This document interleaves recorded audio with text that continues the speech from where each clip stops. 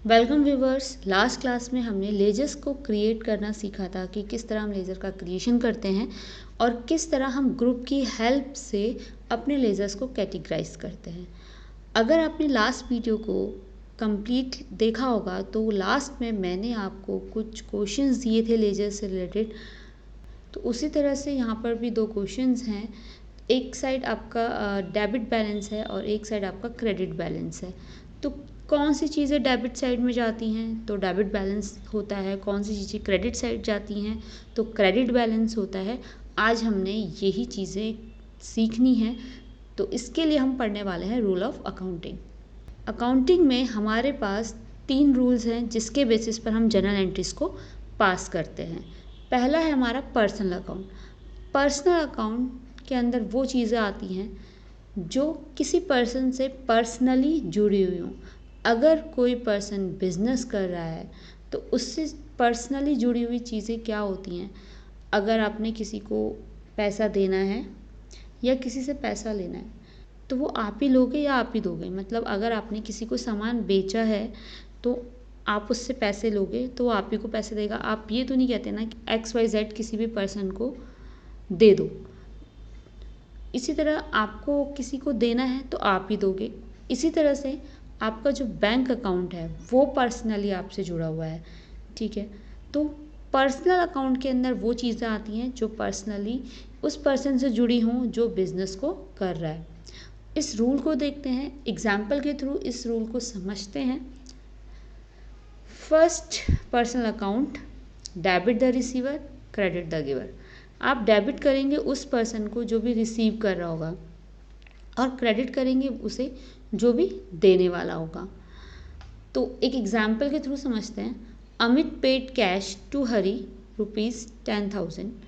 अमित ने कैश पे किया है हरी को।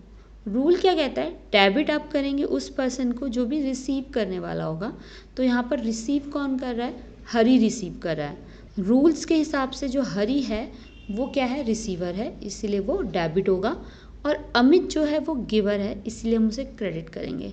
तो इसको जर्नल एंट्री में किस तरह पास करेंगे, जब भी हम मैनुअली मीन्स अपनी कॉपीज़ वगैरह में अकाउंट्स में जर्नल एंट्रीज को पास करते हैं तो हम कुछ कॉलम्स का प्रिपरेशन करते हैं। Date, particular, LF, debit amount और क्रेडिट अमाउंट। इसको बोला जाता है प्रोफोमा। क्योंकि जब हम मैनुअली अकाउंटिंग में जर्नल एंट्री पास करते हैं तो एक प्रोफोमे के थ्रू से पास करते हैं। यहाँ पर डेट में आप डेट लिखेंगे जिस डेट को वो एंट्री पास की गई है। हरी डेबिट टू अमित। जैसे मैंने आपको रूल बताया कि जो रिसीवर है वो डेबिट होगा, तो यहाँ पर रिसीवर कौन था, हरी। और उससे थोड़ा सा पीछे से हम एंट्रीज को लिखते हैं टू अमित। यहाँ पर डेबिट की चीज़ को तो आप DR से डिनोट करते हैं, लेकिन जो क्रेडिट की चीज़ होती है वो टू से डिनोट की जाती है। एंट्री लिखने का तरीका कह लीजिए या स्टाइल कह लीजिए, यहाँ पर डेबिट की चीज़ के जस्ट नीचे से हम क्रेडिट की चीज़ को नहीं लिखते, थोड़ा पीछे से लिखते हैं, ठीक है। इसी तरह डेबिट साइड में अमाउंट रहेगा और क्रेडिट साइड में इसका अमाउंट रहेगा। डेबिट साइड का अमाउंट और क्रेडिट साइड का जो अमाउंट है वो हमेशा इक्वल होना चाहिए। जब भी हम जर्नल एंट्री पास करेंगे तो हमें ये ध्यान रखना है कि DR अमाउंट और CR अमाउंट जो है वो हमेशा इक्वल रहेगा। फिर आते हैं हम अपने नेक्स्ट रूल पर। नेक्स्ट रूल है हमारा रियल अकाउंट। रियल अकाउंट के अंदर जो चीज़ें आती हैं वो होती है फिक्स एसेट्स और करेंट एसेट्स। मतलब जो भी एसेट्स होती है, चाहे फर्नीचर हो, मशीनरी हो, लैंड हो, बिल्डिंग हो, ठीक है, ये सारी हमारे रियल अकाउंट के अंदर आती है, या फिर कैश हो। ये रूल कहता है डेबिट वर्ड्स कम इन, जो भी आपके पास आ रहा है वो डेबिट होगा और जो भी आपके पास से जा रहा है, क्रेडिट वर्ड गोज आउट, जो भी आपके पास से जा रहा है आप उसे क्रेडिट करेंगे। डेबिट करेंगे आप वो चीज़ जो भी आपके पास आएगी, क्रेडिट करेंगे आप वो चीज़ जो भी आपके पास से जाएगी। तो इसको एग्जाम्पल के थ्रू समझते हैं। Purchase furniture in cash 50,000। हमने फर्नीचर ख़रीदा है 50,000 का कैश में, तो एंट्री पास होगी आपकी furniture account debit to cash. Furniture को डेबिट क्यों किया, देखो रूल बताया है डेबिट वर्ड्स कम इन, जब आप सामान खरीद रहे हैं, परचेज कर रहे हैं, फर्नीचर आएगा तो इसीलिए हम उसे डेबिट कर रहे हैं, और पैसा जाएगा इसीलिए हम उसे क्रेडिट कर रहे हैं। फिर डीआर और सीआर में अमाउंट चढ़ेंगे इनके, और मैंने पहले ही बता दिया कि यहाँ पर आपने जो डीआर है और सीआर, डेबिट और क्रेडिट का बैलेंस जो है वो इक्वल होना चाहिए। दूसरी चीज़ अगर आपने ध्यान दियो, मैंने यहाँ पर फर्नीचर अकाउंट लिखा है, मतलब A/C डिनोट करता है अकाउंट को, ठीक है। तो यहाँ पर नाम लिखे गए थे हरी और अमित, और हरी और अमित मतलब किसी भी पर्सन के नेम के साथ हम अकाउंट को मेंशन नहीं करते हैं, ठीक है। इसलिए वहाँ पर मैंने अकाउंट नहीं लिखा है। अगर आपने लिख भी दिया है या आप लिखते हैं तो कोई बात नहीं, लेकिन जो रूल ये कहता है अकाउंट का कि किसी भी नाम के साथ अकाउंट नहीं लिखा जाता। फिर इसी रूल को हम एक दूसरे एग्जाम्पल से समझते हैं। Sold goods for ₹30,000 by cheque. अब हमने सामान को बेचा है। कैसे बेचा है? चेक में बेचा है। इस टाइम कैश नहीं आया या नहीं गया। इस टाइम जो होगा बैंक के बैलेंस पर असर पड़ेगा, क्योंकि चेक का आना या चेक का जाना हमारे कैश पर असर नहीं डालता, हमारे बैंक बैलेंस पर असर डालता है। तो आपने क्या करा है, यहाँ पे सोल्ड करे हैं गुड्स 30,000 के चेक के थ्रू, ठीक है। तो जब आपने सामान बेचा, इसमें सामान गया और क्या आया होगा? पैसा आया होगा। वो किसी भी फॉर्म में आए, चाहे चेक फॉर्म में आए, चाहे कैश फॉर्म में आए। तो यहाँ पर मैं समझा रही हूँ, तो यहाँ बैंक लिखा है तो बैंक फॉर्म में आया है, ठीक है।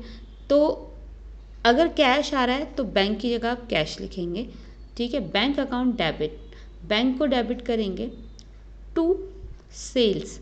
देखिए यहाँ पर मेंशन है गुड्स, गुड्स के लिए कोई भी अकाउंट प्रिपेयर नहीं होता। जैसे फर्स्ट एंट्री पे यहाँ पर मैंने क्या लिखा था, फर्नीचर लिखा था और फर्नीचर अकाउंट को मेंशन करा था, लेकिन जब हम कर रहे हैं गुड्स को सेल, तो जो गुड्स है ना उसका अकाउंट नहीं बनता। मतलब मैं यहाँ पर गुड्स नहीं लिख सकती, गुड्स जा रहे हैं, इसके लिए मुझे सेल लिखना पड़ेगा, टू सेल। ये कहीं पर भी हो कि गुड्स का अकाउंट नहीं बनता, इस चीज़ को क्लियर कर लेना। हमेशा सेल का अकाउंट क्रिएट होगा अगर आप सोल्ड कर रहे हैं या सेल कर रहे हैं। इसी तरह फर्स्ट एंट्री में मैंने फर्नीचर लिखा है, लेकिन यहाँ पर मैं परचेज भी लिख सकती थी। अगर परचेज गुड्स होता तो गुड्स का अकाउंट क्रिएट नहीं करती, इस वजह से मुझे परचेज लिखना पड़ता। यहाँ पर फर्नीचर दिया है, अगर आप परचेज भी लिख रहे हैं तो भी वो ठीक है, एंट्री गलत नहीं होगी। इसी तरह से जो सोल्ड गुड्स की एंट्री है, इस पर चेक फॉर्म में पैसा आया है तो बैंक अकाउंट बढ़ेगा, तो जो चीज़ आ रही है उसे डेबिट करेंगे तो बैंक अकाउंट डेबिट हो जाएगा, और टू सेल मैं यहाँ पर लिखूँगी। द नेक्स्ट हमारा है नॉमिनल अकाउंट। नॉमिनल अकाउंट ये कहता है all expenses and losses are debit. जितने भी खर्चे हैं और जो नुकसान हैं वो सब के सब डेबिट होंगे, और जितनी भी इनकम्स हैं और गेन हैं, मतलब प्रॉफिट्स जो हैं, वो सब के सब आपके क्रेडिट होंगे, ठीक है। तो इसको भी हम अपने एग्जाम्पल के थ्रू समझते हैं। पेड सैलरी 10,000, आपने एक सैलरी पे करी है 10,000 रुपये। तो जब आप पेमेंट कर रहे हैं, इट्स मीन कि आपका एक्सपेंस है, एक्सपेंस है तो रूल कहता है कि एक्सपेंसेस जो हैं वो आपके भाई डेबिट होंगे, ठीक है। तो यहाँ पर जो सैलरी है अकाउंट डेबिट होगा। अब यहाँ पर आपका सेकंड रूल, मतलब जो रियल अकाउंट का रूल है वो भी अप्लाई हो रहा है। वो कैसे? जब आपने सैलरी दी तो पैसा गया, तो जो हमारा सेकंड रूल है वो ये कहता है कि आपके पास से कोई चीज़ जा रही है ना तो वो क्रेडिट होगी। तो यहाँ से हमारे पास पैसा जा रहा है, तो इसलिए टू कैश। अगर आप सैलरी में चेक देते तो यहाँ पर बैंक आता, क्योंकि उस टाइम आपके कैश पर नहीं, आपके बैंक बैलेंस पर असर पड़ेगा, तो टू बैंक लिखेंगे। एक और एग्जांपल लेते हैं, रिसीव कमीशन। इस टाइम आपने इनकम करी है, रिसीव करी है कमीशन 5,000 से, तो रूल कहता है all incomes and gains are credit. Incomes हैं और जो भी गेन है, मतलब प्रॉफिट्स जो हैं, उनको आप क्रेडिट करेंगे। तो यहाँ पर अब जब आप इनकम कर रहे हैं तो पैसा आएगा, सेकंड रूल अप्लाई हो रहा है यहाँ पर, जो चीज़ आएगी वो डेबिट होगी, ठीक है। अगर आप इसी को चेक में लेते तो बैंक आ जाता, और टू कमीशन इसलिए क्योंकि अब ये इनकम है हमारी, इसलिए हम इसे टू कमीशन लिखेंगे। और यहाँ पर मैंने आपको तीनों रूल्स को जो है वो क्लियर करा दिया है। अब हम आते ज़रा लेजर्स पर। तो यहाँ पर देखिए जैसे रूल्स थे हमारे, अगर मैं सेकंड रूल की बात करूँ तो जो चीज़ आ रही है वो डेबिट में, जो चीज़ जा रही है वो क्रेडिट में, ठीक है। या फिर आप अपने एक्सपेंसेस को ले सकते हैं, जैसे आपका रेंट है, सैलरी है, अगर ये डेबिट साइड है तो यहाँ से आपको ये क्लियर होगा, अगर ये डेबिट साइड है तो ये एक्सपेंस है, क्योंकि all expenses and losses are debit, ठीक है। रेंट आपकी सैलरी जो है डेबिट में, मतलब आप पे कर रहे हैं इसलिए डेबिट में है। अब यहाँ पर कमीशन रिसीव है, ये ऑलरेडी लिखा हुआ है, रिसीव तो इनकम है, लेकिन अगर रिसीव नहीं लिखा होता, सिर्फ कमीशन लिखा होता और ये आपकी क्रेडिट साइड में होता तो यहाँ से क्लियर हो जाता कि ये आपकी इनकम है। इसी तरह डिस्काउंट लिखा है और डिस्काउंट आपके क्रेडिट में मेंशन है, तो ये क्या है, आपका प्रॉफिट है, क्योंकि क्रेडिट साइड में आ रहा है, ठीक है। इसी तरह एसेट्स की बात कर रहे, फर्नीचर और मशीनरी आपकी डेबिट साइड है, यहाँ पर रियल अकाउंट अप्लाई हो रहा है कि जो चीज़ आ रही है वो डेबिट हो रही है, ठीक है। तो फर्नीचर मशीनरी आ रही है मतलब इसलिए वो डेबिट हो रही है, ठीक है। तो इस तरह से ये चीज़ें कैटेगराइज होती हैं। डेबिट साइड गई है तो एक्सपेंस है, क्रेडिट साइड गई तो इनकम है, डेबिट में है तो आपका सामान आ रहा है और क्रेडिट में है तो जा रहा है, ठीक है। तो इन्हीं रूल के बेसिस पर ये सब चीज़ें बटी होती हैं। फिर वापस अपने रूल्स पर आते हैं। डेबिट के लिए हम DR मेंशन करते हैं, क्रेडिट के लिए टू मेंशन करते हैं। डेबिट को हम बाय भी बोलते हैं और क्रेडिट को हम टू भी बोलते हैं। ये ना एक एंट्री लिखने का स्टाइल है कि डेबिट की चीज़ को तो आप DR से मेंशन कर रहे हो, लेकिन क्रेडिट की चीज़ को आप टू से मेंशन कर रहे हो, और DR और CR का जो अमाउंट है वो भी हमेशा बराबर होना चाहिए। आई होप आपको ये रूल्स समझ आए होंगे।